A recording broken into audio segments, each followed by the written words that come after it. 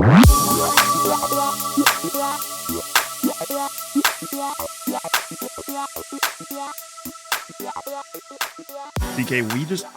we just tracked a couple of jokes before that we were kind of ruminating on before you joined, and we decided jointly that they're probably a little too spicy for this thing. But it's unfortunate because there's some places we could go with your new coworkers that you probably wouldn't appreciate and they wouldn't either. So we're gonna let it be. Believe it or not, Christian, we censor heavily on this show. Like, people imagine, oh, these guys are unfiltered and they let it go. It's like, no, this is dumbed down Josh and Dan. There's a lot that can't fly on here that could behind other confines, but we try to loosen the belt as much as humanly possible. Wouldn't you say, Josh? Push the boundaries. I would say, yeah. This is a safe space. This is a safe space. Yeah, it is. It is before it gets onto the wider interwebs when every woke asshole has to make a comment about how we make fun of throwing midgets at targets or something, you know? That really got to us, Josh. That one. I know. Yeah. That one really did bother me because I was like, that wasn't even our joke. We were referencing a joke from a fucking movie. And this is going to trigger you. Like, you're so thin-skinned and weak. Yeah. Anyway, you guys have internet haters now? Congratulations, you made it. Yeah. Some people. Good job, gentlemen. Some people really take it upon themselves to waste a considerable amount of time sending random podcasters emails.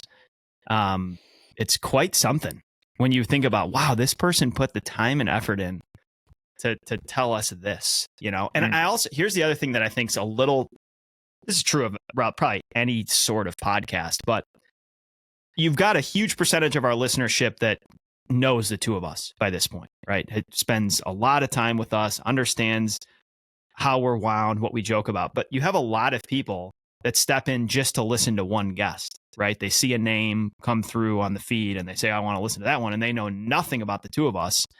And then we're spouting off all kinds of nonsense. Like one piece of feedback we get is these guys talk way too much, right? And it's like, well, really what we're doing here is putting our slippers on, walking in our basement and having fun conversations with people. So it is what it is. Like, this is way less fun for us if we're not contributing to the conversation and just sitting here and asking you 8 questions and then going on with our day. And I'm sure you and most guests feel the same, right? If you just come on here and get asked a deck of 6 questions and a dude talks for 1 minute, that's less fun than carrying on an actually organic conversation. I mean, I love your guys' show. So a big fan. So thank you all for having me on again. Appreciate it. And excited to talk about what I'm doing these days, as well as, talk about Bitcoin and the Bitcoin community, the English speaking Bitcoin community that we spend so much of our time with. We are stoked to have you. Seriously, been looking forward to this one. We've been trending your big career move. We're excited for you. We've always had a ton of respect for you and the work you've done. So we're pumped. Why don't we start, just give us a quick, this transition. You went from Bitcoin Magazine to HRF. Careful with the word transition. I feel like maybe we should use a different word. But the move. Big move. Took me off guard, bold play. What was the decision process behind that, CK? Yeah, no, was at Bitcoin Magazine for 5.5 years, a bull market, 2 bear markets and a bull market. And, it just felt like it was time to do something different. Bitcoin Magazine is definitely a super fun company to work for. It has changed and given me like tons and tons of opportunity. But at the same time, it's definitely a company where everyone burns the candles at both ends. And, it's just tough to do that for a long time. So just needed something like slightly different in life. And thought that Bitcoin Magazine was in a really good position to, move on without me. So 3 years ago, I definitely would not have said that Bitcoin Magazine is in a good position to move on without me. I was actually trying to get more responsibility because I thought that the magazine needed me more, if you will, and the conference needed me more. But, this past summer, I was feeling like I needed something new. And I was also feeling like they needed something new. They needed to move away from me and, let some of these other folks, other leaders, have an opportunity. So seemed like a win-win. Help them kind of transition me out, if you will. Really long offboarding process. Try to do it super squeaky clean, and I'm still a huge supporter of what they're doing. Excited to be at their conference in Nashville, and I started putting out some feelers, and Gladstein, who I worked with, at Bitcoin Magazine, helping him publish his articles, helping him publish 2 books, deliver some incredible keynotes, make some incredible videos. He was like, hey, we need to team up. Our collabs are the best. So, he gave me an offer I couldn't refuse. And, the work that HRF is doing in the Bitcoin space, I think is super, exciting and super tangible. So just been getting my hands dirty for the last like 4 months or so. Yeah. So Dan and I get a little bit of a taste of what it must be like to work for a Bitcoin company. Very tertiarily, we rub shoulders a little bit with, you bunch at the conferences. We talk to people, and we get the feeling that working at a Bitcoin company is one hell of a roller coaster ride. I mean, obviously this asset is just as much of a roller coaster ride, but when you're meaningfully attached at the hip to it in your, assets, plus you're working in Bitcoin, that's got to be one hell of a ride up and down. I mean, the upside is it's obviously meaningful work. The people that are doing it love it, and that's incredibly important. It's world-changing stuff, but the culling that goes on in the bear markets is just brutal. Like the sickle just walks around from place to place and just axes people. I'm not just talking about BTC Meg. All of these companies across the board just ride this crazy tidal wave up and down over these 4-year periods.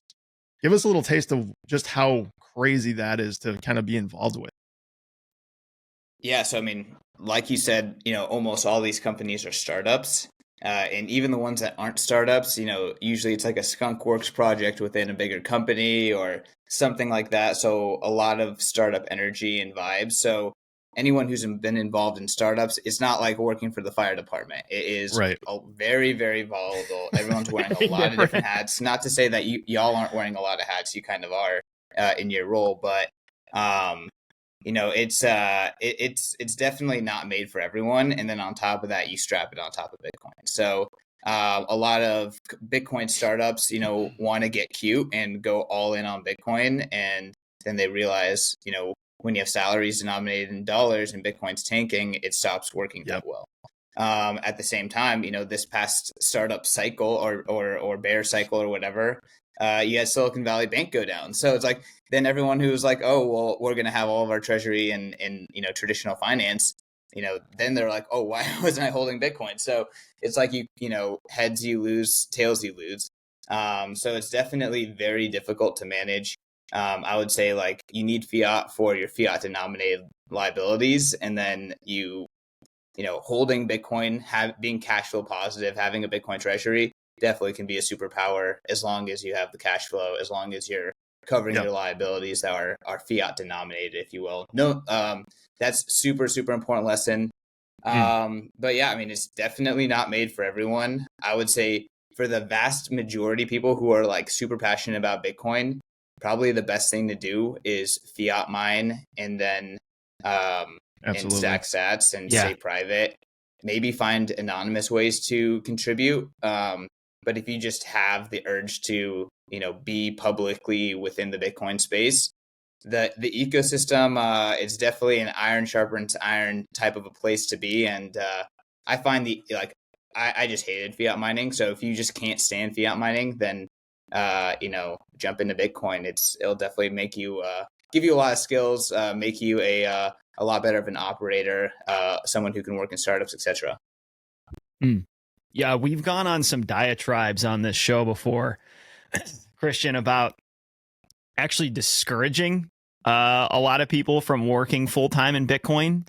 We come from that different lens where we do really appreciate doing something that we're passionate about and we enjoy, and then doing this on the side. And that I celebrate the shit out of anyone that's dedicating their full-time energy to Bitcoin. But we also come in with a caution and say, let's just take Bitcoin financial services. Bitcoin is very definancializing. It's totally open. It's totally permissionless. It's ruthlessly competitive. Maybe unlike any other financial sector in history if we were to just take that. So be caution. Like what's hot today may not be tomorrow. Innovation can move quickly. And this protocol provides a lot of access away from the pros. And so it's going to disintermediate a lot of pros if we just take that. So we've talked about him before in this regard, but Andy Edstrom has said something to the effect of, if you're unsure whether you're a fit working full-time in Bitcoin, don't work full-time in Bitcoin. Like if you think you're really filling a hole in a niche and really innovating in a way that's substantive, go for it. Otherwise, develop a skill set or a passion, or just stick with something that keeps the lights on and stack some sats. Yeah. CK, what you just said about companies, holding some fiat, cash flowing in fiat, I think that's just as important to impart on people that are just individuals. Because if you're going and YOLOing all of your resources into Bitcoin and Bitcoin goes through, you just happen to time that completely wrong, and you could get completely fucked, basically. Like you're going to have to sell some of that Bitcoin at the worst possible time to cover some of your expenses. That's not a situation you want to put yourself in. So that's just generally good advice for Bitcoiners. You should be as heavily into this as you want, but you should also keep in mind that cash flow is very important, and you're going to have bills, and most of those are going to have to be paid in fiat. So don't overextend yourself is really what I'm saying there. Well said. Let's talk about the Human Rights Foundation, but maybe let's start even before that. Let's start human rights more broadly as pertains to Bitcoin. My mom was here for Christmas, and she's increasingly interested in this podcast as it's not going away. We're 3 years deep. It's no longer something stupid that Dan started. It's like, Dan's very adept at flights of fancy. He starts a podcast, then he starts playing guitar, then he thinks he's a golfer. Like he's all over the place. Yo, that's actually not true. And Josh, actually, one of my I'm very much making that up, but Dan just can't take a joke. I think though, like the reason I'm going to say this and defend myself on this front is actually this has turned into like an orange pill opportunity, because both my folks know that I'm actually very non-impulsive. I don't try shit out. I do shit for a long time. I stick with it, and so except for gambling. You're right. Yeah, degenerate there. So like, the fact that I've been interested in Bitcoin for over 6 years, the fact that this podcast didn't go away 4 months in and it's been going on 3 years, this is an angle at which they're starting to pay a lot more attention to Bitcoin just because of investing in my own personal experience. Anyways, the main point I was making was my mom is now, when we're together, she'll be like, oh, who are you talking to next week on the podcast? And I said, well, it's a guy from the Human Rights Foundation. And she kind of got the look. My dad was there too. And it was sort of this like, what does Bitcoin have to do with human rights? That sounds ridiculous to somebody that knows a lot about Bitcoin, but from a public perception standpoint, I think that question stands and is probably on the top of the list for most people that might hear this conversation. What does Bitcoin have to do with human rights? And then feel free to talk about what inspired you to go work at the Human Rights Foundation. Yeah, so great question. And I think it's definitely one of the most ironclad pros of Bitcoin and narratives around why Bitcoin that is heavily underused and heavily under acknowledged. And I think Gladstein, this is kind of how our collaboration started, has done an amazing job telling these stories. So ultimately, you don't have freedom without the freedom to transact. Like, freedom of speech doesn't matter if all of your buying power that you've accumulated or that your following wants to give you or whatever gets frozen. So it is absolutely fundamental. If you look at the truckers rally, it was a great example of how that rally got squashed, first with the banking lockdown, and then by just sending unmarked police into the area and just forcibly removing people. Money is absolutely vital in the 21st century, especially as we're going digital. We're moving, like, gold and cash are kind of inherently permissionless and censorship resistant. So as we move into this world that, we need high velocity electronic money, we need something that carries the value of cash. There's a great video. HRF has been putting these great videos together, kind of explaining these points. So I can share that with y'all, and you can put in the show notes or whatever. But it talks about like why cash is so important. And then, obviously moving into the cash of the future, HRF believes that's Bitcoin. First thing that happened to dissidents is their bank account gets frozen. That is Xi Jinping's, that is Vladimir Putin, name the dictator. That is it's the easiest thing for them to do. Put some pressure on the bank, freeze their electronic payments, freeze their bank accounts, freeze their assets. You can see from even nation states can get their assets frozen and get their digital value frozen. So, Bitcoin changes the landscape for everyone. And Gladstein says this, and it's incredible, and it's completely true. Bitcoin is a great tool for the little guy, especially at this stage, right? Like Bitcoin's not big enough to like help a nation state evade sanctions. It's just not big enough, but it's a great tool for a little guy right now. And that's why, HRF is diving so deeply into it right now. So being able to accept money without permission, you can think of someone who knows enough about Bitcoin to generate a seed using, random entropy that they can create with dice or with words or whatever, things that, you don't even need a computer, although it helps a lot to have a computer. This is a very permissionless way to accept value, send value, etc. And we think that it absolutely changes the game for people who are victims of totalitarianism. Folks, when a fellow firefighter, family member, or friend asks us where we buy Bitcoin, we point them to Swan. It's the place Josh and I have dollar cost averaged into Bitcoin for years. At Swan Bitcoin, you can set up automated Bitcoin savings plans as well as execute instant purchases.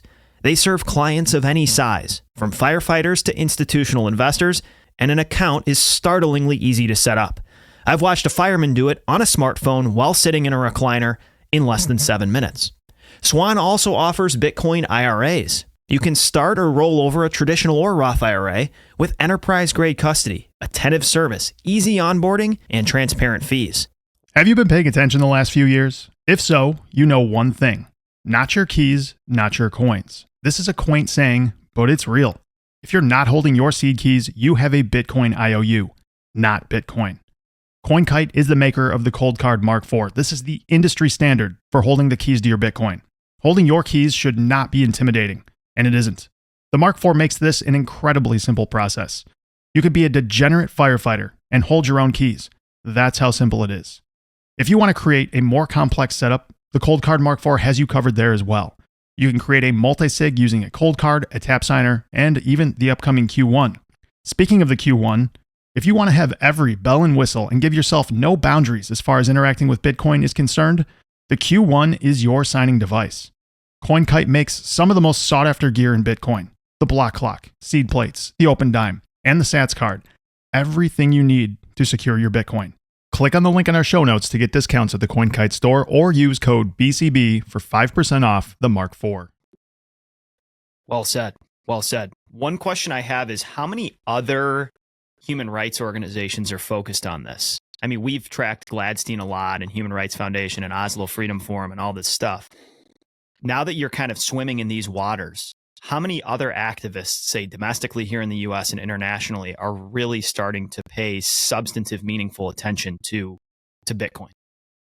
Yeah, we're still super early. And it's not a surprise that HRF is there early because historically they've been super cutting edge.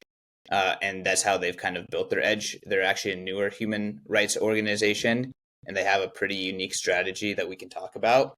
But part of what they've done is they've always been like technology forward. And because of that, they've gotten into Bitcoin. They've been holding Bitcoin as a treasury asset for many years.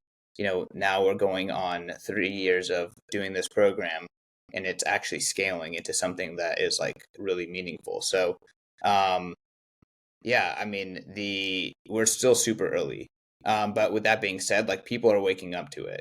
There's a lot of human rights organizations that are accepting crypto now, right? They're using it as a way to like get funds in. They haven't bridged into like, this is actually the way to distribute aid. Like this is actually the way to get money to people immediately. I think Ukraine, with that breaking out and like all the press around how fast the crypto donations came in and how they were the first things to start helping Ukraine in its counteroffensive, if you will. I think that was a very Overton window shifting thing. But yeah, I mean, HRF is still super cutting edge, and that's given HRF a really big edge too, because like the Bitcoin space is maturing, and Bitcoiners want to support organizations that are supporting, open source Bitcoin and community and education across the globe. And there's HRF, there's OpenSats, there's Brink. I'm not sure if you can actually support Chain Code Labs. I'm not sure if you can support Blockstream, but I mean, there's not that many organizations that are doing this. There's even fewer that are doing it in a tax deductible way for Westerners. So, HRF is kind of, the only game in town, and it just shows how early we are. But every human rights organization, just like every energy production organization, every internet organization, every government, all of them will adopt Bitcoin, just like everyone has a website. So that's the trajectory that we're on. Yeah, this is such an important narrative because the mainstream likes to propagate how this is used by criminals. And, that was more true in the distant past with things like the Silk Road, when Bitcoin was more formative and people actually thought it was more anonymous than it actually is. But when things like, the HRF using this to help dissidents in foreign countries escape oppression, when that kind of a narrative is propagated, which obviously we are huge proponents of, we want to see that propagated as far and wide as possible to kind of counteract this whole criminal angle that a lot of people like to take. But it is interesting that both criminals and organizations that are helping the oppressed are on the leading edge of this technology for the same reasons. They can kind of work their way around the government tentacles that are in everything. And so for whether good or bad, these technologies allow people to maneuver away around governments, and especially the smaller, like the North Koreas of the world, and even the CCP, which, if there's anything out there that's going to have a real chance of stopping something from moving in or out of their country, it's probably the CCP. They're technologically far more advanced than any of these other oppressive regimes that are out there. So, and they're not able to stop it either, which is encouraging. Yeah. It's a much deeper layer than probably a lot of your peers at other organizations are thinking it is, in the sense that, as you alluded to, their thought is, oh, this is how we could fund dissidents, right? Well, this could fundamentally fix a lot of the base layer shit that's causing the problems to begin with. Like, I think one of my greatest hopes for Bitcoin is that it really limits autocratic government overreach. Like, and then brings people out of poverty, and empowers and enables those in the third world that don't have opportunity to have economic opportunity. We're talking about not just funding groups that are protesting. We're talking about potentially upending and changing opportunity in general for disenfranchised groups around the globe. It is a huge deal, but like many things in Bitcoin, from a human rights perspective, you start by just barely gapping that door, getting a wedge in there, and then that's going to eventually enable you to bust the thing wide open.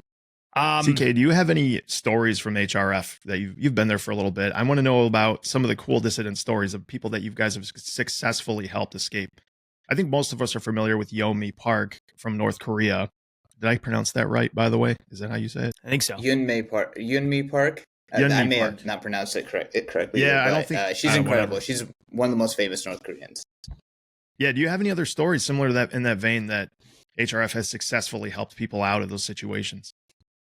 Oh man, I mean, there's infinite stories like that. So just like, I guess, a little bit more background on HRF. So HRF, the organization, we are focused on helping activists specifically in dictatorships. So there's a lot of human rights organizations that operate in the West, and you can like see like a global human rights organization will spend like 60% of its budget in the US or Europe. And then in the places that, effectively have the least human rights, they just can't spend their effort there. So HRF takes all democracies off the table. Where like there is civil society there, they can handle their own shit. One of our key markers of is this democracy a real democracy? Because everyone has voting, everyone has elections. Is can you make money criticizing the government? So in places where you can make money criticizing the government and you're still free, you still have a bank account, you can do your thing, we're going to let you do that. In the places that you can't, that's where we're going to focus. So HRF has a bunch of different programs. The key pillar of what we do is we pretty much just have lawyers employed to get people out of jail that have been wrongfully detained and get people asylum in safe places. So if you go to the Oslo Freedom Forum, that's like 95% of what you see is people telling those stories, heart-wrenching stories. Before I joined HRF, I went to Oslo this past year, and Gladstein was like, "Were you in the theater the whole time?" I was like, "Bro, like I can't be there openly weeping. Like I have to like take breaks and like because it's just so insanely emotional." I encourage people to go to Oslo Freedom Forum's YouTube. Tons and tons of stories of what amazing work, kind of the legal policy people that work for HRF do. And, again, these is just like, imagine like, 30 lawyers who that's all they do is like get people out of jail, get people asylum. Other programs are, we have the Financial Freedom Program, which I direct. We have programs that are focused on sports and dictators and like sports washing. What like Saudi Arabia does. They're like the kings of sports washing. Yep. They get involved in PGA. They get involved in all this like Western sports teams. They buy them. They advertise all this stuff. They get their money involved and they try to make their reputation look more Western.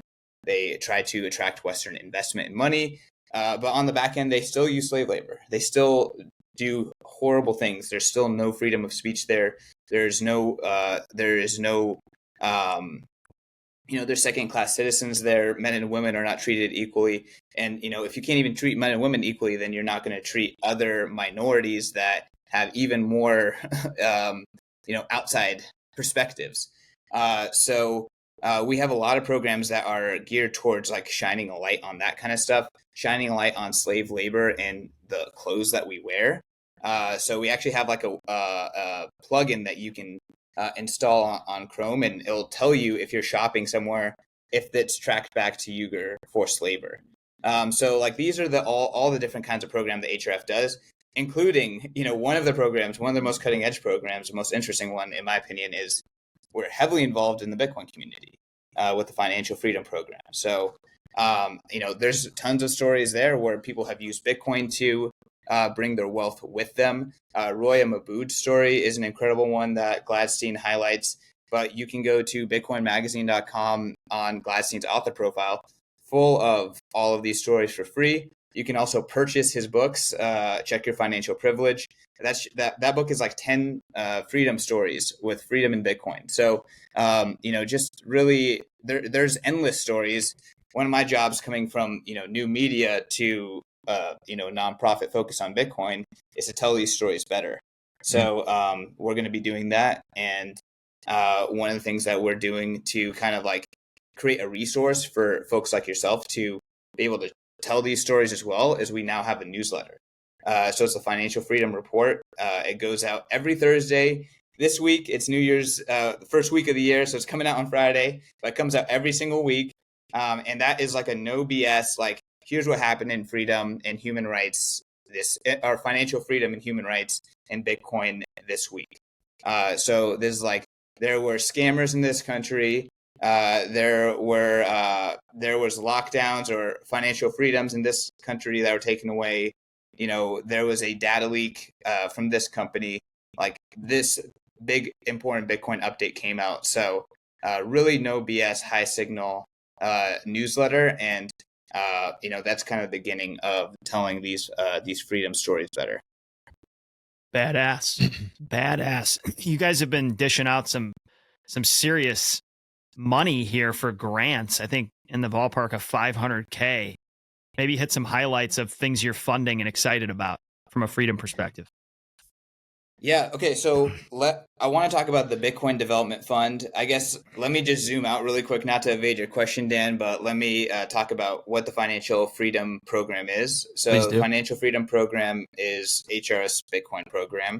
Effectively, what we are doing is we are funding Bitcoin development and community efforts with the Bitcoin Development Fund. So that's a fund that is prepared to and is planning on giving $2 million in 2024 to a host of different efforts in the form of grants. So we can talk about that. For the past year and a half, we've been giving $500,000 every single quarter. So that's kind of scaled up as the fund has been able to generate more backing. But now it's a well-funded program, and we are giving away a lot of funds to organizations that are making Bitcoin more accessible for dissidents, whether that is developing the UIs and the tech, Xiaomi eCash, multi-sigs, phone wallets, encrypted messaging, attached to what you're doing in Bitcoin, NOSTR, etc. Whether that's, we're translating everything that's in English into other languages, into niche African languages, into, I don't know if people know this, there's like 15, 20 languages in India. There's so much translation work that we need to do on the wealth of Bitcoin knowledge that already exists. Just hands-on community efforts. We have those like in-person meet spaces in the US with Bitcoin Park, Bitcoin Commons, but they actually exist around the globe. And we already saw the power of one of them in El Salvador with Bitcoin Beach as a circular economy. We're trying to get more of those started. So that's what the Bitcoin Development Fund is focused on. On top of that, we're doing education. On top of that, we're doing different like semi-private and public events and retreats to try to move things forward in Bitcoin. So we're doing a lot of different things, just focus on Bitcoin. But like you said, the biggest one is the Bitcoin Development Fund. And yeah, we just did our Q4 grants right before. I think it was like right between Christmas and New Year's. So or right before Christmas. It was right before Christmas. So that's always an exciting time. A lot of amazing kind of press that is now going to the actual projects that we picked. So a lot of really awesome projects, and then a lot of new inbound come in as well. So if you are working on Bitcoin, making it more accessible in the areas I mentioned, you can go to our site hrf.org/devfund, and you can find our form. You can fill that out, and if you fill it out and we reject it, if there's legs to your proposal, we'll give you feedback. If there isn't, there's nothing stopping you from shooting again. So our focus is making Bitcoin. We're not going to try to fund a mining operation in the US. We're trying to make Bitcoin as accessible to people who are living in our target demographic in our target audience for HRF, which is totalitarian regions. So a lot of Spanish speaking countries, a lot of African countries, a lot of countries in the East. They all are kind of in this category right now. So a lot of Arabic speaking countries, that's who we're trying to help as much as possible, because by the numbers they're ignored. And that's what HRF, that is one of HRF's key differentiators, and honestly one of its key benefiting factors is that we're so effective is because we focus on the places that don't have anyone else, and we're allocating all of our resources there. So that also applies to Bitcoin. Very cool. You can expect to see our application. What did we put in for 300K in Q1 2024, Josh? So yeah, I think roughly. There are some. That's like 60% of our quarterly grant spend. So there are some firefighters. I'm looking forward to the app.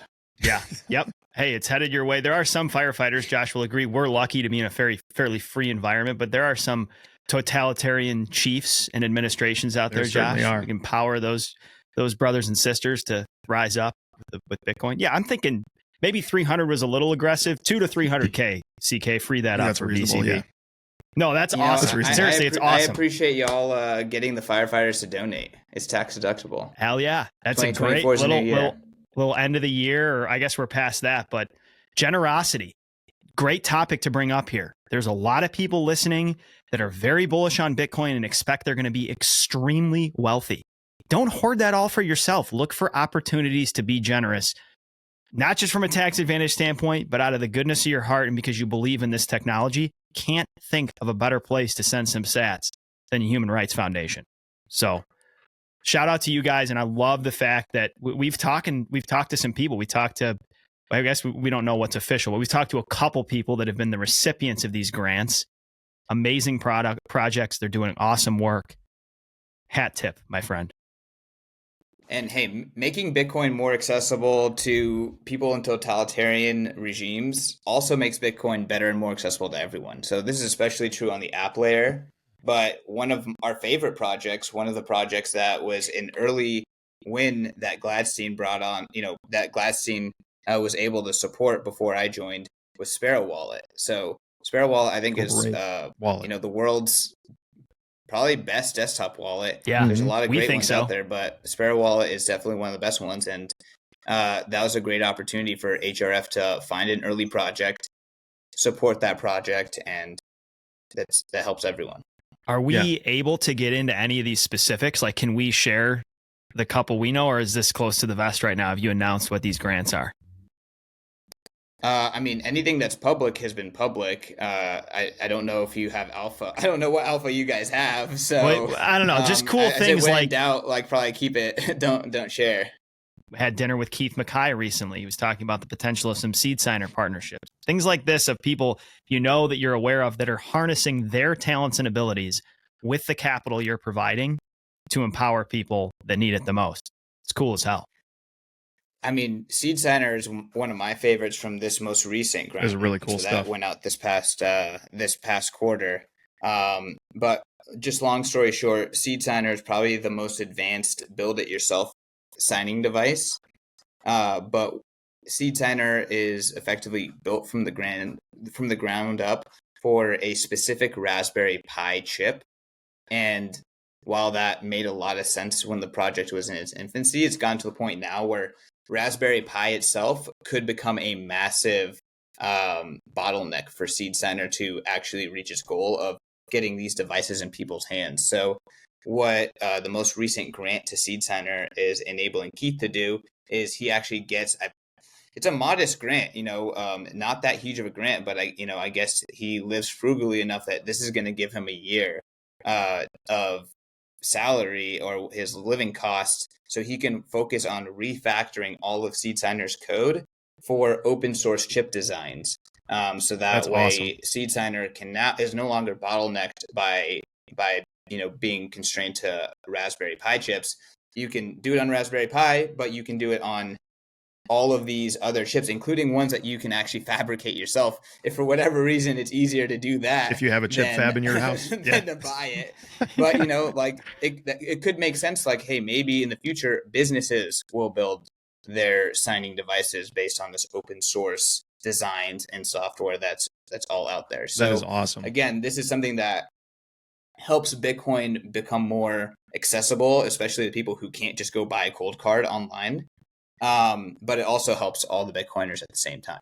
And it might help Bitcoin businesses. So I love that example. Also, I just wanted to throw in the reason Mackay's living so frugally is we've got him set up at the firehouse. He's up in the mezzanine with an S19. We're keeping it warm. He came over for dinner. Warm and fed, yeah. CK, he came to the firehouse. Josh and I were working together. We fed him some steak, and he's, to my knowledge, he's the only one in the space that's infiltrated the confines. So, dude, he's a great guy too. Like, he hung out for 4 hours, and it was like we knew the guy forever. Like, we've met him at conferences and stuff, but he hung out. He meshed in well with the group of dudes we were there with. It was a lot of fun. Hey, I want to ask you this. This is a joke, obviously, but kind of pseudo serious. You guys have any cloak and dagger stuff going on? Like, are you trying to spring Julian Assange out of his spot in Britain right now to make sure he doesn't get his head chopped off in America? What can HRF do, if anything? Do they have any resources devoted to helping his plight at all? So, I don't know everything that, we're doing on the kind of advocacy side and the side of, getting people who are wrongfully detained out. Gladstein did speak about Julian Assange at the most recent Oslo Freedom Forum. Historically, HRF has not focused on, let's call it the wrongful humanitarian acts of the West. again, lots of organizations are doing that. Not that we don't all have our own opinions, just kind of our organizational scope has been constrained outside of the West. But I do know that we support Julian Assange, and there could be efforts to help. I just don't know. At Bitcoin Magazine, I worked on everything. I was the COO. And then here at HRF, I'm really trying to stay in my lane on just the Bitcoin stuff, because HRF does a lot of stuff, including a lot of the kind of legal, kind of grunt legal work that's needed and resourcing that legal work, for a lot of this stuff. And I'm just not abreast of that stuff. I think we need to fund some ex-Navy SEALs to go over there and spring them. That's the only way this is going to happen. Bitcoin Special Forces. Yeah. I think people said that like Assange and Russell Albrecht, unfortunately, are kind of like they're kind of like these litmus tests. If like the Bitcoin intelligentsia has become in charge, really, because once like the Bitcoin culture has gained enough influence to kind of release these, turning into martyrs, unfortunately, of kind of like freedom and free speech in Bitcoin. Unfortunately, it seems like that's the position that they're in right now. So, my heart goes out to them. Yeah. Agreed.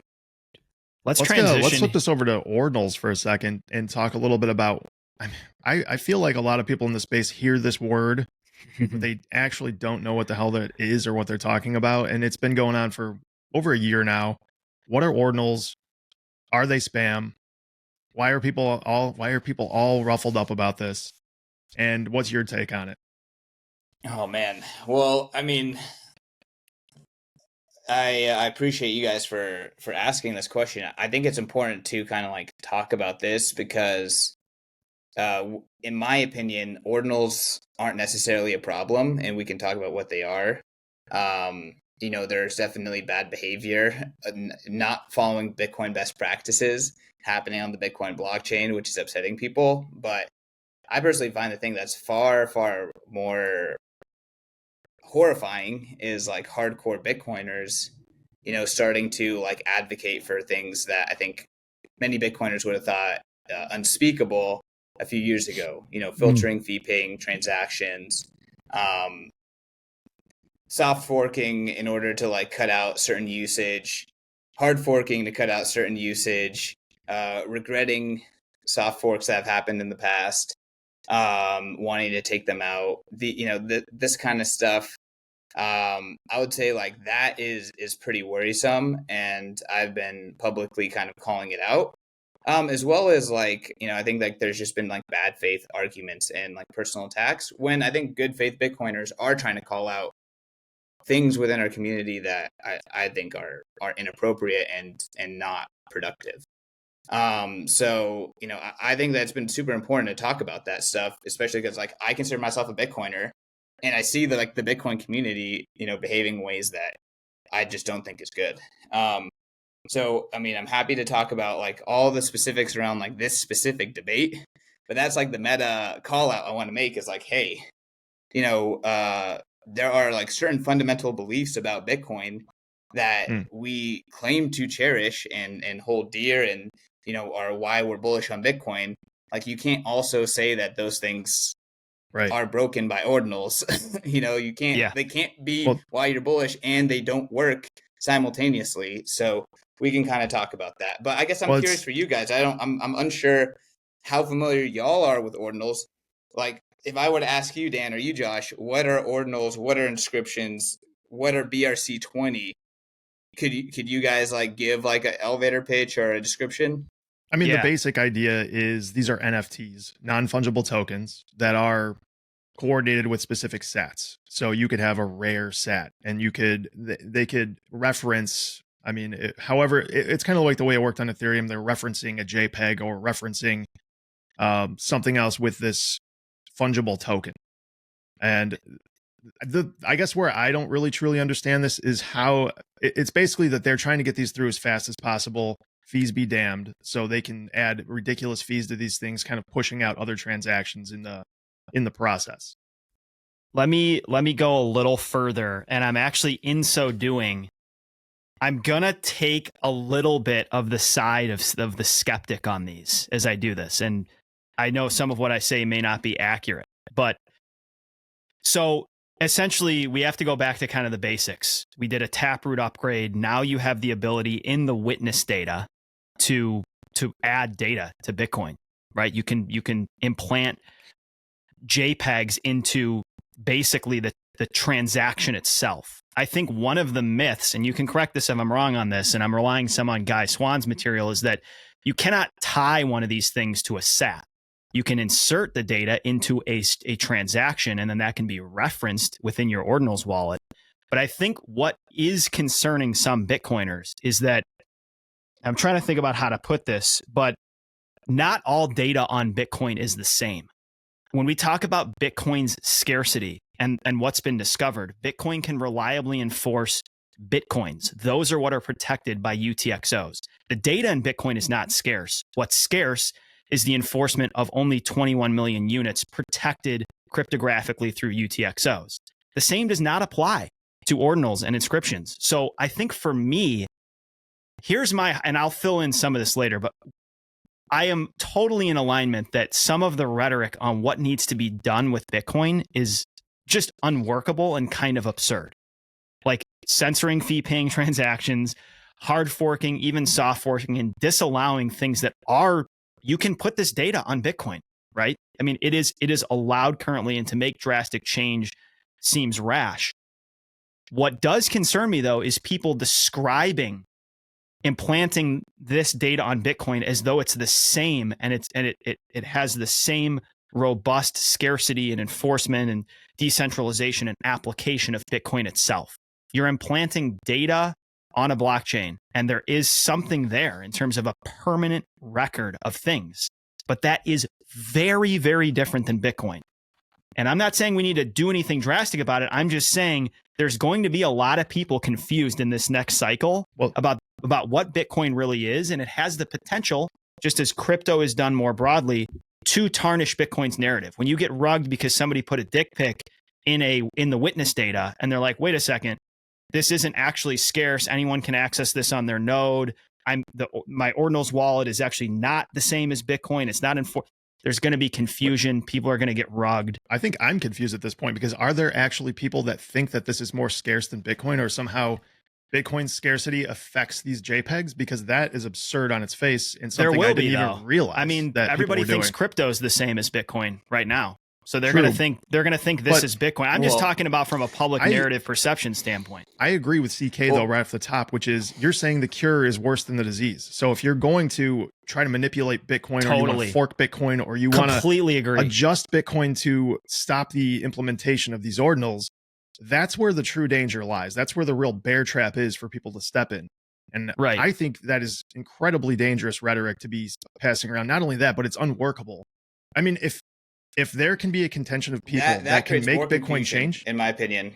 Sorry. Well, what I'm saying is if Bitcoin can be hard forked, if it can be hard forked because of ordinals or JPEGs, then this whole project is kind of a joke. Because if these things can actually affect people's opinion on this to the degree that they would allow the change, then when the government's boot starts coming down on you, you better believe it's going to change. Yeah. Wait, I got one. I know we're teeing off here, but I am steel manning a little bit. Like, it's not just pie in the sky, that the fees are really high right now. Now the counter, so it is impacting Bitcoin, and how people use Bitcoin. Now, here's where I would push back on people that are concerned with that. Regardless, the fees are going to be very high on the base chain eventually. And if you think that the monetary use case of Bitcoin is as momentous as we suggest it's going to be, then settlement on that base layer is going to be very expensive, whether there's ordinals and inscriptions or not. But I'm just saying people have some valid concerns looking at adding this data, driving up transaction fees, making settlement more expensive. All right, floor is yours, CK. Bitcoin 2024 is moving to the heart of Bitcoin country, Nashville. Nashville just feels like the proper place for a Bitcoin conference. I can't guarantee we will be on main stage, or side stage, or even performing a puppet show. I can, however, say that we will be hanging out with the plebes, and if we have no obligations, we will very likely be getting drunk. Bitcoin Magazine is introducing a new event this spring, Bitcoin Asia. It's shaping up to be an unmissable experience. Stay tuned for more info. Whether you want to visit Bitcoin Asia or Bitcoin 2024 in Nashville, we have a coupon code for you. Use coupon code BCB for 10% off any ticket to either event. That's code BCB. All right. So I asked you both, like, what are ordinals, what are inscriptions, what are BRC20? Neither of you actually described what any of those things are. So it makes me think that you guys actually don't know what they are. Fire away. So on the base level, everything that you guys described to me is like semi-right, semi-conflating lots of things together. So I tweeted this out and I posted about this on NOSTR. You can't fix something that you can't even articulate. So it's like from the start, all of this anger, all of this upsetness, it's based on ignorance, not understanding. So if I ask you what are ordinals, like specifically what are ordinals and what makes them different than inscriptions, can either of you guys tell me? The ordinals reference, so this is my understanding. You're putting data in the witness data of a transaction. And then it's ordered. What you described right there, that is an inscription. Right. So you're putting an inscription in, right? And then your ordinals wallet or your ordinal is referencing the order that those inscriptions have happened on Bitcoin through time. And then value is assigned based on what order that's in. So you got it. So effectively, an inscription is a transaction that's putting arbitrary data into Bitcoin. That's what an inscription is. That was possible before Taproot. That was possible before SegWit.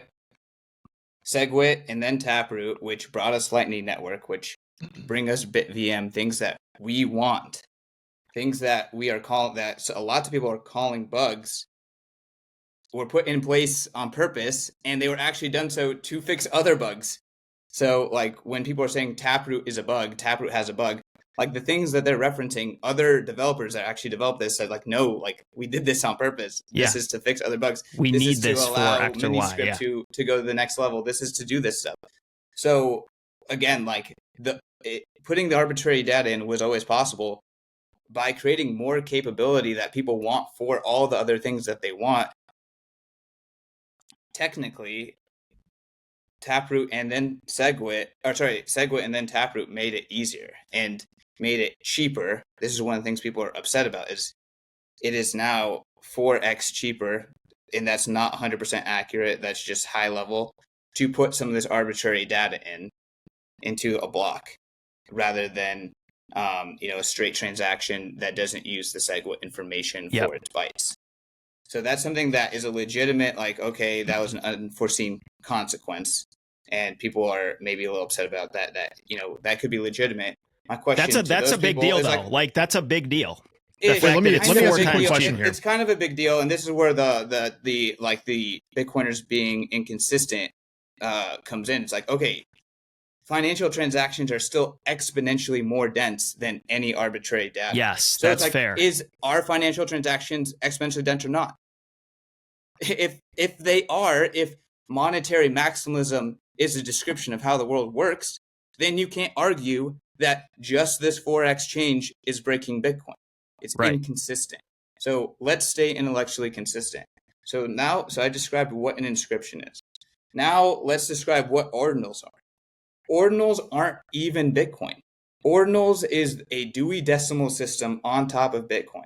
Someone is taking a new protocol that was released less than 2 years ago, like 13 months ago, and they're indexing a Bitcoin node with it.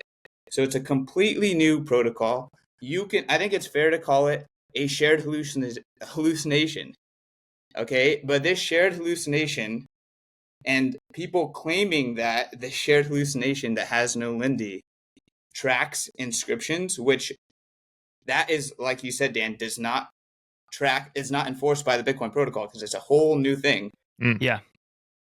That shared hallucination is enough to drive so much activity on Bitcoin that it's actually pricing out a lot of, I would say, like, mispriced activity. Like, Bitcoin has been unfairly cheap for 5+ years. Yeah. Right? So this has been mispriced economic activity And now this shared delusion, you could call it technologically shared. It's a fucking delusion because it's not enforced by a Bitcoin node. It's enforced by a new protocol. No one actually understands how that protocol's governance works.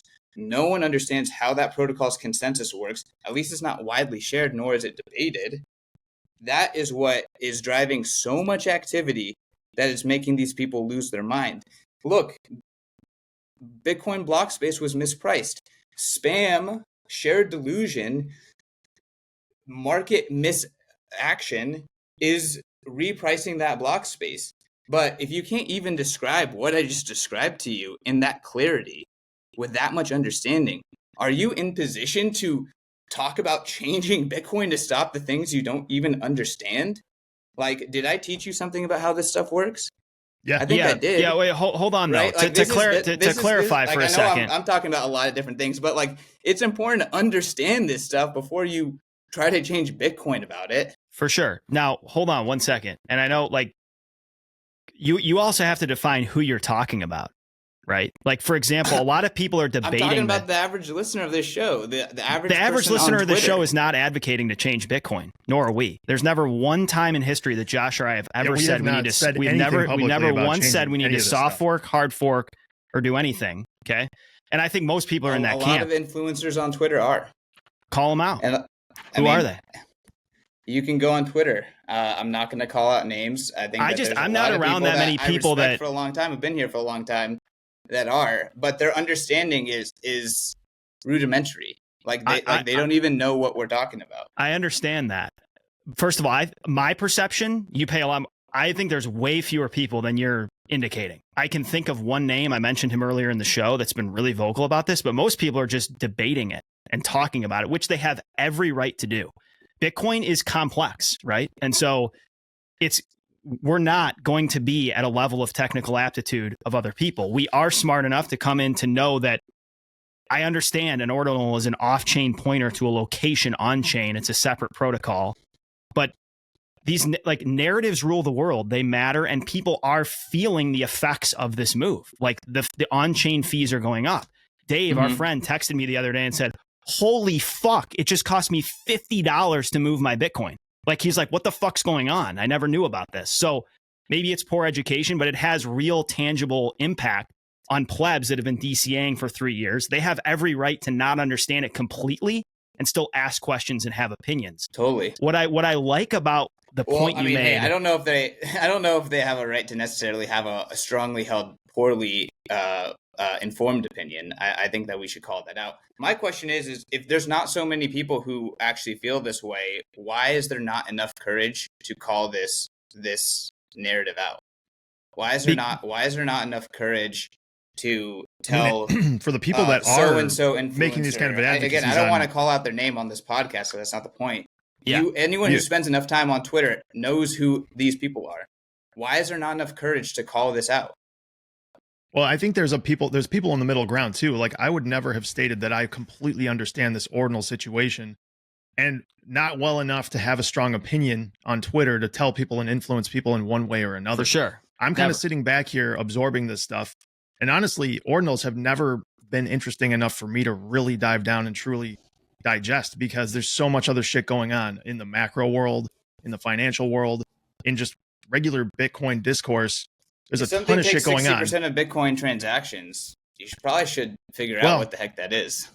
I agree, and I'm not disregarding it. But what I'm saying is, this show doesn't focus on ordinals. We tertiarily understand what they are, and we're not making any kind of advocating statements, plus or negative, towards also them. the fact that it's taking up 60% of transactions imbues a necessary degree of interest and skepticism. Like, so another point I would make is that, and this is a separate part of my life, but I am completely of the disposition with you. I have a whole blog post I titled about my journey out of a worldview of bold claims need backup. So it depends on how bold your claim is, right? If you're asking questions and inviting discourse on Twitter and trying out ideas, that's one thing.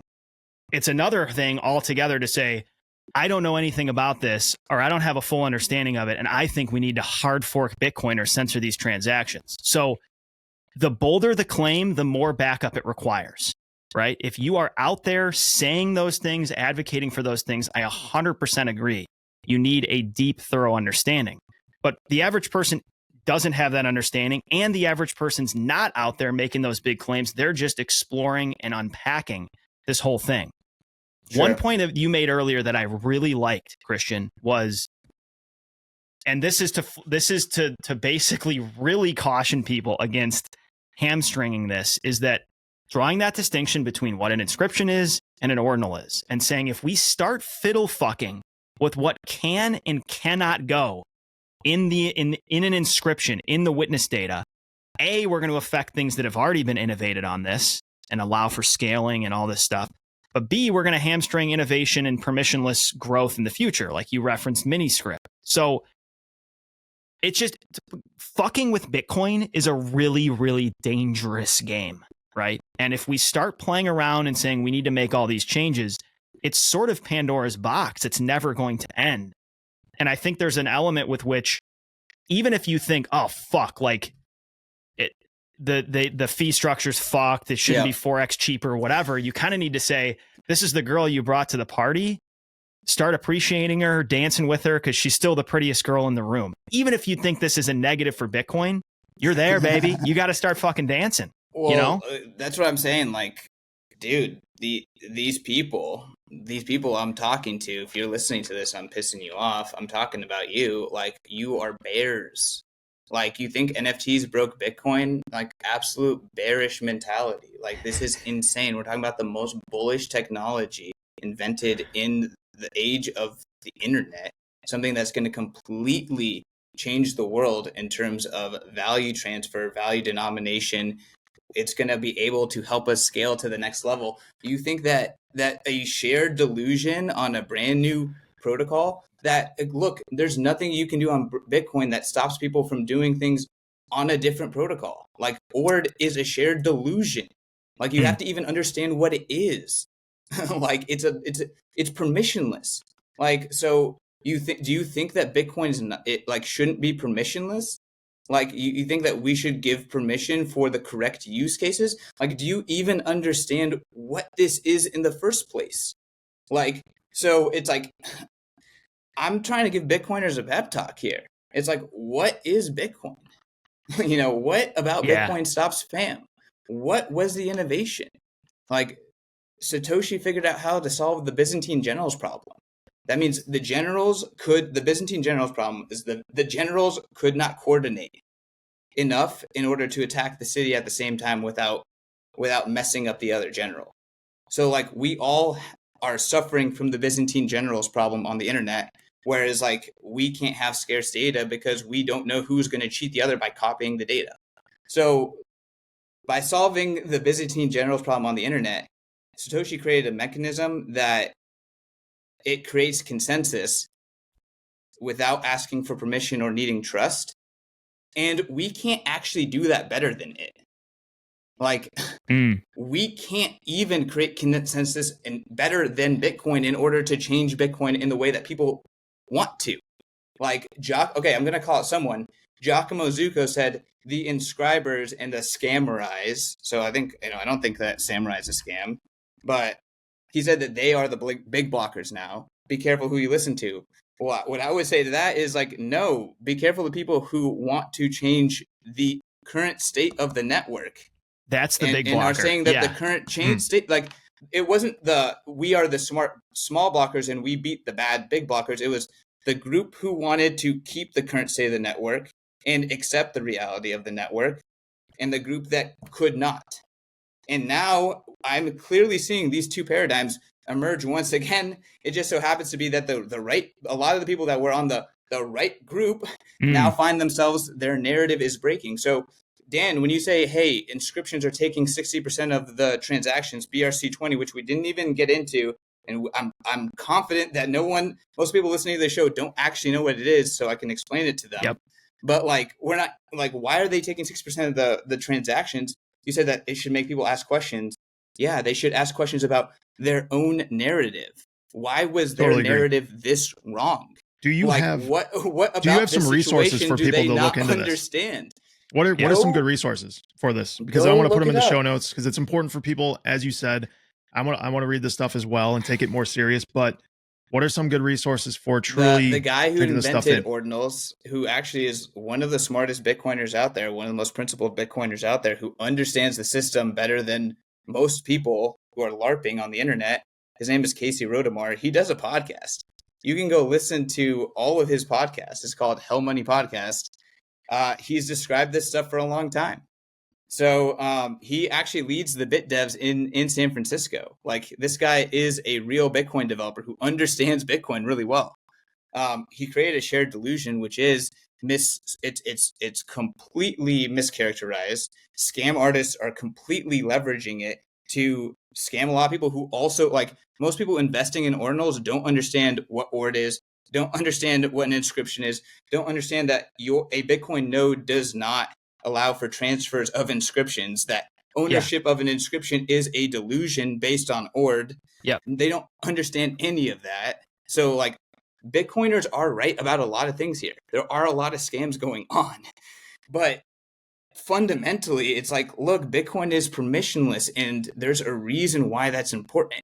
So if you don't even understand what you're criticizing, effectively what it turns into is you're advocating for Bitcoin to not be permissionless. Right. Like there's this really dumb argument out there. It's like, it's not censoring fee-paying transactions. We're filtering out obvious spam. And obvious spam has been filtered out in the past of Bitcoin. It's like, okay, well, look, the precedent set in the past of Bitcoin is irrelevant for the future because the context Bitcoin is existing in is completely different and will continue to be completely different until after the halvings are over. Like, the context will always be different. So the previous context does not matter for how Bitcoin changes because that precedent is irrelevant. But let me just continue on top of that. On top of that, these people that want to filter out obvious spam, the fact that it's not obvious, the fact that we can't come to consensus on that means that it's not obvious spam by definition. And then on top of that, the goal of these people is not to filter it on their node, not to filter it on their pool. It is for everyone to filter it out. So that is actually, by definition, saying something that is now viable on the network, we want that to be gone, and we want it to not be possible in the future. That is their stated. So it's like, call it what it is. It is, they want to censor. And here's the problem. As soon as you can prove and do that successfully, there is nothing stopping that from being done based on any other freak out, which is usually not driven by logic or reality of anything else. So Bitcoin must stay permissionless. The state of the network, the physical network, and what is a valid thing on that network, that must always be what we protect, because slippery slopes get slipped on. That's the whole freaking point. That is the whole freaking point. Yeah. And if you're not following here, like, this is a really simple cascade of events that could potentially happen. Like, you convince a lot of people based on JPEGs, ordinals, BRC20, whichever, you want to call these things. And I understand that they're all different, but a lot of people kind of conglomerate all of these things into one. The problem is, if you're angry enough about this and you are influential enough about this to cause people to want to change the fundamentals of Bitcoin, you've destroyed Bitcoin fundamentally. Because I could even see a conspiracy theory world where this is an attack vector by state actors, and who knows what kind of troll farms could be perpetuating this kind of stuff to get, or to even use this as a litmus test to see, can we get them to change something here? Because we can fucking, quote unquote, spam this network until we cause them enough discomfort where they change something. And then that act of having changed something is the slippery slope you're describing. And that certainly would be used in the future to censor transactions potentially. Yeah. And a word like spam. And I think what's maybe most interesting about this discussion so far is this discussion is with a human rights activist, right? Like, you are as incentivized as anyone on the planet to make this work for everyone. And you guys are also cognizant of how slippery slopes can get. Like, a word like spam is as subjective as a word like hate speech. It's at the eye of the beholder. It can change from jurisdiction to jurisdiction. And I think a lot of people that are deeming this spam have to become aware of their own subjectivity. Like at the end of the day, Bitcoin has enabled a permanent and immutable set of data. Yes, what I said before is true. Bitcoin itself only enforces the scarcity of one thing. But the data itself exists forever because of how decentralized it is. And let's just take an example of something that most of these hardcore people would agree with putting in an inscription, like the Cypherpunk Manifesto. That sounds cool. Let's get that in there. But this random dick pic, you can't. But if you start picking and choosing and deciding what's spam and what's not, and it requires drastic change to the underlying existing protocol, it starts to get worrisome. I kind of go back to my point of like, if you are somebody that's saying Bitcoin needs to change and it needs to change quickly, we should always be skeptical of that person. At the same time, we should be having conversations about Bitcoin. Like, I think of Bailey, for example. Like, he's very slow to want to change Bitcoin, but he also admits like there are going to be points in the future where some changes are going to have to be made because of inevitable outcomes. So I don't know. It's good that we're having this discussion, and the narrative you're putting out needs to keep getting out there, because I think what's frustrating for a lot of technically minded individuals is that like narratives matter a fuck ton, dude. If you don't win the Bitcoin narrative war, you don't win. You don't win. Like, and there are people that disagree. This is why I'm speaking up. This is why I'm not letting the loud people be the only loud voices. And like, look, a lot of people like attack me with ad hominem attacks. Like, you used to work for Bitcoin Magazine. You shill whatever. Like, look, if an honest Bitcoiner who's been working in Bitcoin for 5.5 years can't real talk to the Bitcoin community, how can you reflect? And I can't do that in honesty. I can't do that from an honest perspective. Like, so there's a lot of weakness out there. There's a lot of sheep these days, and I have to call them out because like Bitcoin needs to be built by strong, independent, logically driven people. And look, I'm not technical, and I thank you for saying I'm a humanitarian. I've been here for 4 months. Like, I don't think I earned that. I think all Bitcoiners are humanitarians, but I'm not special. Like, I don't speak for the Human Rights Foundation in my criticism here. I'm speaking as a Bitcoiner. And I'm speaking as like a logical person that is like, I truly believe in like the uncensorable, the permissionlessness thing that is this network. And like, I get upset when I see people speaking based on poor information, and then people who are like forsaking the very thing that they claim to hold dear. So it's like, where's the courage in speaking against that? Yeah, I mean, Josh, I know you want to jump in. I also do want to actually explain BRC20 because I think it's important for people. I just real quick though, I want to just add this because Dan was just talking about very stupid, but yeah, that political. Whenever someone is trying to force something with an emergency act or in haste, it's important to remember that political credo: never let a good crisis go to waste. That is the way people operate when they want to force something on you that you don't fully understand, and they want to do it quickly. Go on, Christian.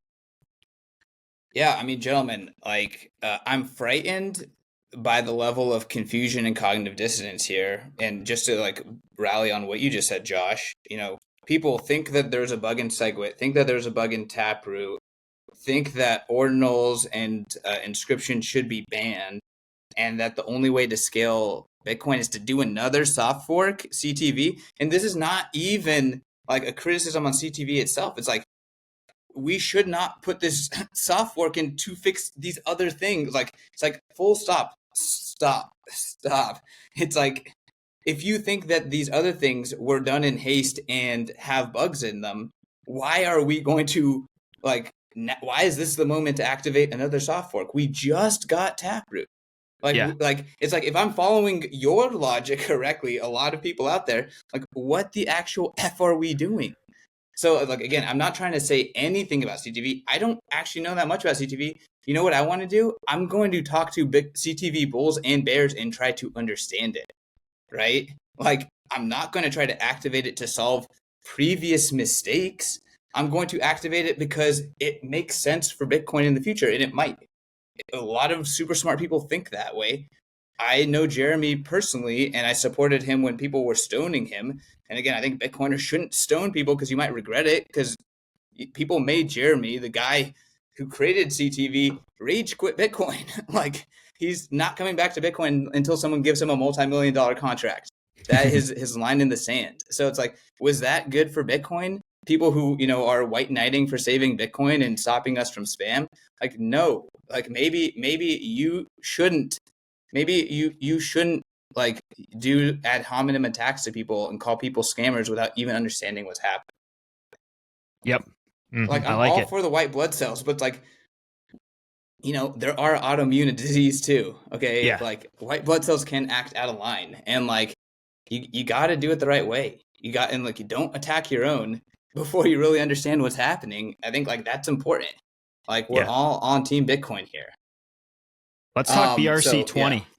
So BRC20, like, I think it goes like, unless ORD protocol gets Lindy that is so strong that all of the world, or the majority of the world, is like actually referencing it, BRC20 inscriptions, I guess BRC20 and Ordinals, NFTs traded on Bitcoin, won't be a thing.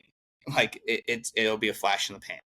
But like, let's just pretend that ORD protocol, the Dewey Decimal System for Bitcoin, gets Lindy and matters, right? So what are BRC20s? So BRC20, effectively, there are JSONs, so it's a small script of information that effectively mints a set of tokens. You can like think of this as like, instead of using inscriptions to do a JPEG, you're using inscriptions to create a Yapstone for X amount of tokens. Okay. Right? Yep. So this Yapstone's on Bitcoin. It's a like JSON file, and it says like, here's one that sold for lots of money and went to the moon, .com. So it's like, this is a virtual Yapstone on the Bitcoin blockchain that represents 50,000 .com tokens. And then they use like the inscription, like SAT tracking method, in order to transfer ownership of like said like Yapstone of 50,000 tokens. But you can't even split up. Like, you can't be like, I'm sending you one .com token. They're all stuck together. Like, they're all like, it's all one thing. So like, the innovation, if you're listening to this without the video, I'm doing like quote marks with my fingers. Like, the innovation is actually security law evasion innovation. The thing that's innovative about BRC20 token, it's like literally the tokens have no value. They are pump and dump schemes. Like, that's blatant. But the way that they're minted is actually like a fair market minting mechanism, which is like, the person says like, here's the spec for .com, I'm minting X amount, and then there's this massive rush for people to copy and mint it, and like, they'll be like, hey, there's going to be 100,000 .com tokens. So once all 100,000 have been minted into these like Yapstones on Bitcoin, you know, there's like, then all the supply is done, and you can't get .com anymore. You can't mint .com for free anymore, or for a transaction fee. So that has been a massive driver for why the fees keep going up, is because people will like put out this meme token that means nothing, but legally you can create it and mint it without creating a security. So that way you can create, like, people want money printing. That's what shitcoiners want. If you study shitcoins at all, everything boils down to, they want to be able to print money without breaking securities law, without Uncle Sam coming after them. So this actually did it. So now you're seeing like BRC20 format going to all the other shitcoin chains, because you can do that for way cheaper, because it's not actually Bitcoin. But like, again, you have like, it's stupid. Yes. But like, it's so stupid it just might work, is actually what the situation is with BRC20. And that's why people are doing it, because they can pay what you consider to be an astronomical transaction fee in order to print a meme token that might moon without breaking securities law or be involved in issuing a security. So like, again, like I don't think that's good behavior. I don't think that's great. Like, but I get it. Like, we live in clown world. Like everyone's a speculator now because the money's broken. Like the SEC is going after whoever they can afford to go after. Like people figured out a way to evade SEC another way. The scammers figured out how to evade Uncle Sam another way.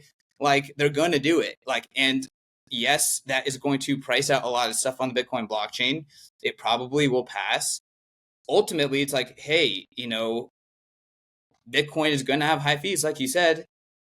If Bitcoin's anti-fragile, this is going to make the Bitcoin ecosystem stronger. If Bitcoin's fragile, it'll make the Bitcoin ecosystem weaker. What do you think it is? Do you believe that this is an anti-fragile system or not? I believe it's an anti-fragile system. Does that help? Like you guys actually get BRC20 on what's happening here? Yeah. Wait, one question, and then I want to make a comment. Do you, not that this is maybe your primary concern, but it's going to be on a lot of people's radars. Back to narratives mattering and boomer politicians making really impactful decisions, at least in the short and medium term. Do you have any concern about this stuff infringing upon the commodity label for Bitcoin from an SEC regulatory standpoint? I'm not a lawyer, so I can't. It could be an attack vector. Like shitcoins being minted on Ethereum has never prevented Ethereum from being wrongfully labeled a commodity.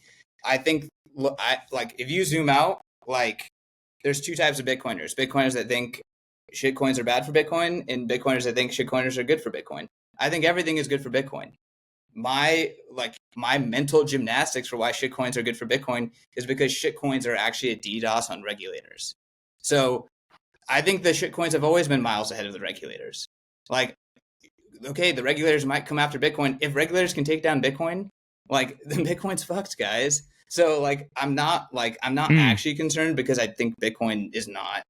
Like regulators can make life really hard for Bitcoiners living in their jurisdiction. Yes. That's undeniable. Yeah. I'm not arguing against that. But Bitcoiners aren't Bitcoin, and Bitcoin isn't Bitcoiners. Like you have to separate those things. I don't think regulators are an issue for Bitcoin in the long run. I think Bitcoin's an anti-fragile system, and when regulators come down on it, it makes Bitcoin better. Like the system reacts organically and gets better. And I think that happens without coordination. Like if the action to make Bitcoin better requires like a ton of coordination, like I don't think that's what you think it is. You know, a lot of people are like, we need to coordinate to filter out this spam. It's like you're already missing the permissionless way that Bitcoin gets better by engaging with volatility and engaging with stressors. All that happens permissionlessly. So that's my worldview on Bitcoin. And I thought I thought that was everyone else's worldview, and I'm shocked. That like they're appearing that like they either didn't believe what they actually said, or that that this worldview is actually not really again, I don't think people believed it because I thought that this is what people used to talk about. Yeah, I thought this is why people were bullish on Bitcoin. I'm confused. One thing I will say, well, your conviction comes through, and for very good reason. As a friend of yours, honestly, I'm kind of try to inject a little more optimism because I think you're massively over-exaggerating the number of people that want to change Bitcoin. I think you're misconstruing a lot of like, I like how you brought up white blood cell awareness, like, whoa, what the fuck's that over there? For like actual, just true advocacy for changing Bitcoin. Like we're on Twitter, I'm not seeing that many people go that far. They do exist. I can think of the couple names that come to mind. I'm sure you're more, but like, I don't think there's actually that many people that plan to act on that. And I think a lot of people do share like the disposition I started with, which I actually stand by a lot of how I introed when you ask our thoughts on it. Like, I think the main concern, you have to think about everyone's perspective. So as a couple firefighters who do Bitcoin part-time, we invest a ton of energy in Bitcoin, but there's no way we can understand these. A, we're not technical coders. B, we don't have unlimited time. And so I think, but we still try to do our due diligence. But from our lens, the thing that concerns us the most is scams, like people getting scammed, people conflating hollow, worthless bullshit for the most pristine, important protocol and asset on the planet. And this is where I think we totally align. You're not here saying, yo, guys, these ordinals and these BRC20s are going to be worth a ton of money or even exist in 5 years. You're just threatening if we try to cut them off at the knees, we maim the entire creature or potentially really thwart its ability to thrive in the wild. And I think that is the really important point. You can in one breath say, yo, these things are going to be fucking worthless. And then in the other breath, be consistent and say, but there's no chance that we should try to regulate and censor what is and is not spam. Do you think that's a fair kind of view to have on this or tone to have on it? Or what's your thought there? I mean, I think that that's fair. And there's a lot of smart people that have said that. I guess I would say is like, we can't even change it. So the only thing we can do is destroy our reputation. And I think that would be bad for Bitcoin if like the Bitcoin ecosystem that currently exists, the Bitcoin only ecosystem, this infrastructure destroys its reputation, just like in 2017, how the entire business infrastructure, don't forget that prior to 2017, okay, let's say the scammers, the big blockers, they were the biggest advocates of Bitcoin, and they got pissed because their narrative started to diverge from the state of the network. Okay, so I am concerned that like well-meaning Bitcoiners that are like, hey, you should stack sats and do it in this way and all this kind of stuff. And then, they actually scammed their friends into putting all of their transactions into dust transactions that they never consolidated. They never planned on having a base layer network that was extremely expensive to interact on. And look, the well-meaning good people turned into the scammers eventually. And they couldn't handle the fact that they gave bad investment advice and that they gave bad advice about Bitcoin and that their Bitcoin businesses were failing because they're built on false narratives. And then the network diverged from their reality. And then they became the freaking problem. And I'm just trying to tell people, like, self-awareness is super important here. It's super freaking important. When your narrative diverges from the state of the network, like, there's nothing you can do. You can't out-coordinate the network. So the only thing you can do is self-reflect, come up with a more accurate narrative and move forward, or you're going to become deranged. You're going to rage quit. Yeah. And we've seen it happen to the staunchest Bitcoin advocates. Roger Ver was known as Bitcoin Jesus. Okay? Like, there could be like no higher praise of a person. And like, look at him now. Like, that can be all of us. And I say that I've been saying this for a long time. Bitcoiners really misallocate how early we are. And like, that can get them wrecked. Yeah. Misallocating how freaking early we are is going to make you make bad decisions. And that's like that's a meta awareness, I think. But like, that turns into actual practical in game time decisions that are more well informed, in my opinion. I think that's an important place to send this before we end this, which is, how early are we? I've heard you be incredibly articulate about how insanely early you think we are and where this thing's going. You said something along the lines of 1 Bitcoin could be sovereign status at some point in the future. Give us that lullaby before we end this thing. Yeah, so I'm going to do my best to not be too much of a hopium dealer, because a lot of my critics say I'm just a hopium dealer. But fuck it, dude. Sling it. You've been slinging, killing it. Sling it, dude. Send it. I'm going to unpack my mental model here, so that way people can try to understand where I'm coming from. So I think that Bitcoin has binary outcome. I think there's 3 logical mental models for Bitcoin. Hyper Bitcoinization. That's scenario number 1. So everything divided by 21 million. That's the Ultra Bull scenario. And I think in that scenario, it's impossible to be bullish enough because we are in a lesser paradigm. Like, we can't actually, that is the Bitcoin as a paradigm shift scenario. And we actually can't even think about the future paradigm because we're not in it. It's like, if you're a caveman, how can you think about what a city looks like? You can't. So it's just, if Bitcoin is a paradigm shift, no one's bullish enough. Scenario number 2 is Bitcoin fails, which apparently a bunch of Bitcoiners think is possible. I don't think it's super possible, but I think it is. You have to like give that possibility. Is Bitcoin could fail. What that means is Bitcoin is so irrelevant that no one talks about it, thinks about it. It does not matter. Just like whatever was a competitor to TCP, like no one gives a shit about it. Like, Yep. so that, like, Bitcoin could be that.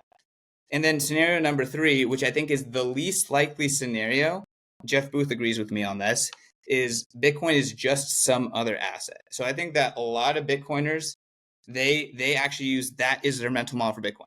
Bitcoin is digital gold amongst other assets. It's not going to be the denominator, or it is just some other asset, even if it's a really freaking good asset. I personally think that is the least likely scenario. So, like, I think that the scenario for that is almost zero. There's almost no point for planning for that scenario. That is the least interesting scenario. That's where Bitcoin is the least impactful.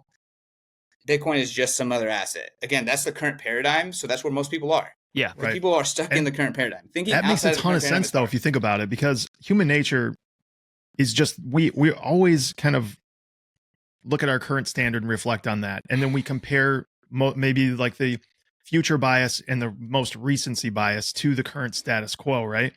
So like 10 years ago, 2013, there were certainly people that would have been like, yeah, Bitcoin will be $50,000 at some point in the future. But for most people, the vast majority, like 99.9%, who didn't maybe really see this thing, like the Hal Finneys of the world would have, they probably thought this thing will probably just be a fizzle in the pot. It'll be worth $10 at some point. Yeah. And that's disappear. how most of the world still sees it. Well, like, right. Look, that's what I'm saying. Like, as we move our way up here, the goalposts shift now. So like, 500,000 now seems like it's in play. That's about comparable to gold. And, that's where people are that's where the 99.9% are sitting. If Bitcoin is, if we take Bitcoin out of the paradigm of like, okay, Bitcoin is digital gold amongst other assets, let's just say that that's not in play. All right. Then the scenarios are Bitcoin 0 or infinity divided by 21 million. So let's talk about infinity divided by 21 million. First of all, like, the only one who is bullish enough on electricity was Nikola Tesla. And there's multiple companies named after him. He's a legend. He's the only one. So none of us are like smart enough to, like, if like electricity was a paradigm shift. Yep. If Bitcoin is a paradigm shift in the economic substrate, then like it will be impossible to understand what the world is going to look like in that scenario. So what you need to do is you need to adjust for ridiculous upside, right? So I often say 37 sats will be generational wealth. So let's unpack that. 37 sats is the block reward in 93 years. So not like the total block reward in terms of the fees plus subsidy, it's just the subsidy. It's 37 sats. It's also the only thing that's guaranteed. We know if Bitcoin is around in 93 years, we don't know what the fees are going to be like. We don't know what future technology is going to be like. We do know that 37 sats will be paying out miners, and that if hash rate goes parabolic, and if price goes parabolic, and if prosperity goes parabolic, then more hashes will be pointed at that 37 sats than we can even comprehend today. Because, like, look at any other paradigm shift in technology, they all go parabolic, right? It's like the internet created more information per second than ever existed when it was just analog libraries, right? So like that's the trajectory. So it's like, today we live better than kings 100 years ago. Like, I'm not doing anything super crazy. I'm just assuming that Bitcoin's a paradigm shift. If it is a paradigm shift, then the plebs of that paradigm will live better than kings today. And I'm trying to price that in sats. That is it. So it's like, that's my mental model. Is I'm saying that there's 3 scenarios: hyper Bitcoinization, Bitcoin 0, Bitcoin is just some other asset. Least likely is Bitcoin is just some other asset, because if Bitcoin's a paradigm shift, everyone would think that Bitcoin is just some other asset before the paradigm shifts. Yeah, like, exactly. That is, like, it is baked into the paradigm shift that no one's gonna freaking see it. Yeah, that is what paradigm shifts are. So it's like, if everyone could see the paradigm shift, everyone would be rich already. But that's why Bitcoin is so counterintuitive. Like, Parker Lewis says this perfectly: Bitcoin is counterintuitive, and then Bitcoin is hyperintuitive. So if Bitcoin is this economic paradigm shift that we're all going to get on, like, it eventually will be hyperintuitive. But none of us can forecast what the world's going to look like when everyone's running on Bitcoin. Like, no one can forecast that to the future. So the only thing you can do is adjust you have to try to adjust your forecast ridiculously to the upside, like more than you can imagine, more than even makes sense. Like what would be correct if Bitcoin is a paradigm shift would sound crazy today. Like there's no other way. Like pricing it in dollars makes zero sense. It's going to sound Dunworth crazy. Yeah. Dunworth crazy. And I or do Nikola think, Tesla crazy. Yeah. You guys know that he actually believed he was speaking to Martians back in the early 1900s. He would tell people about the conversations he was having with them. Guy was a genius and went completely nuts. But probably those two things are married at the hip, you know? Yeah. I took a personality test, and I know that I'm not that smart, so I think I'm safe. Clearly, neither I'm safe am I. from that. We're right there with you, dude. There really aren't that many super smart people. There's a lot of like moderately intelligent, curious intellectuals, but the number of people that are actual geniuses is a lot lower than a lot of people think that would maybe label themselves that way. The biggest problem from my perspective is you can never figure out who they are when you're just an average person, because a genius or a fucking scammer could be fairly adjacent. Yep. I mean, again, there's a lot of practical geniuses. The genius visionary is like once in a paradigm, once in a generation, really. Like you know how genius Tesla was? Einstein thought he was a genius. Like that does not happen. Yeah. I was just going to close by saying, I think if we're just talking monetarily and about amassing a higher net worth, which we understand Bitcoin's about way more than that. But on that topic, I think one of the most painful scenarios is going to be for quote unquote Bitcoiners who let's play out this scenario where this thing does just take the fuck off, right? And really almost shock to the upside, which is possible. It's on the bingo card for sure. And you're going to have people paying off their house and then realizing, oh my fucking God, if I'd held on to that 5 more years, it would have been generationally life-changing. And I'm not here to tell anyone how to make decisions with your Bitcoin. You only live once, life is short, I get it. But I would caution people, because as we talk about the likelihood of those 3 possibilities, CK, if the first possibility does play out, there's going to be a lot of shot fakes where people think it's kind of arrived, and then the thing pulls a spin move and takes it to the rack and does a 360. Yep. And I think my main thing, if I was just talking to myself and other people, is maybe hold on to more of your stack than you're even comfortable with. Like you're sitting there going, well, if I did X or Y, it'd change my life. Well, the risk adjusted return on this gets better and better as it continues marching forward and as the market cap gets bigger. I mean, one of the things that I have told people these last few years is like, on a risk adjusted basis, Bitcoin is a much better buy, in my opinion, right now at $45,000 than it was when we first started looking at it at $5,000. It's proven a lot more. It's been around a lot longer. It's on the desks of a lot of powerful people that are advocating for it. Look out. Look the fuck out, folks. I love this one, dude. I fucking loved this conversation, Snarks. Dude, CK took us to school today, Dan. I love it, dude. It hurt a little bit. It hurt a little bit, but it's awesome, though. This is what it's all about. Like, back to what this show is, which is how we started. Like, this is for fun for us. Yeah, it's scaled beyond maybe what we anticipated initially, but we're here to learn. We're here to grow. We're here to rub shoulders with people that can keep pushing us in the right direction. So thanks, man. It was awesome. I appreciate it. Thank you for multiple times letting me onto the show to speak my mind. So I appreciate you guys. You'll be on again, my friend. This is the kind of shit we like talking about. Alrighty. Well, guys, I know you gave me multiple hours here, so I don't want to take up more of your time. No, thank you. Thank you. Man. We will link up a lot of what you mentioned, particularly in the first part of this conversation. I've got a set of notes here. We'll get that stuff linked in the notes. So, alrighty, sir. Peace. Keep on keeping on, brother.